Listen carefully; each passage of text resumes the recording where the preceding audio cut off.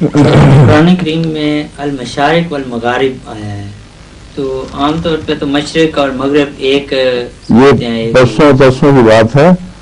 ہماری عرب ملاقات جو تھی اس میں سوال اٹھ چکا ہے، میں جواب دے چکا ہوں. ٹھیک ہے. مشارق اب دیکھیں کتنی بن گئی ہیں. مختصر میں بتا رہا ہوں. رب المشرق والمغرب بھی آتا ہے، مشرق اور مغرب کا رب ہے. پھر مشرقین اور مغربین بھی آتا ہے، مشرقین تو غالب ہے، مغربین بھی غالب ہے. پھر مشارق اور مغرب.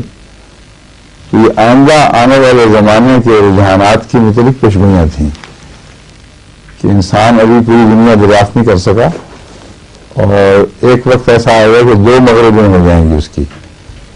یعنی ایک وہ مغرب جسے یہ کہتے ہیں موراکو اور الجزائر وغیرہ، ان کو المغرب کہتے ہیں عرب، اور ایک اس سے آگے مغرب یورپ، اور ایک مشرق قریب کی اور ایک بعید تھی. تو پھر مشرق اوسط بھی بن گئی، ساؤتھ ایسٹ تھی ایشیا، جنوب مشرقی سمندر کا ایک الگ علاقہ کام ہو گیا. لیکن سب سے بڑا جو فرق پڑا ہے وہ امریکہ کی دریافت سے ہوا ہے. امریکہ کی دریافت کے بعد زمین کا گول ہونا انسانی علم کے لحاظ سے مکمل ہو گیا، اور گول زمین میں نہ ایک مشرق ہو سکتی ہے نہ ایک مغرب. مشارق اور مغارب ہیں.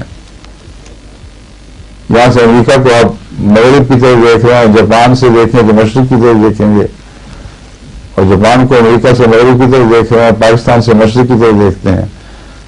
تو یہ مشارق اور مغارب میں زمین کے گول ہونے اور انسان کے علم کے اس گول زمین پر محیط ہونے جتنا خدا توفیق دیتا ہے، اس کی پیشگوئی موجود تھی اس لفظ مشارق اور مغارب میں.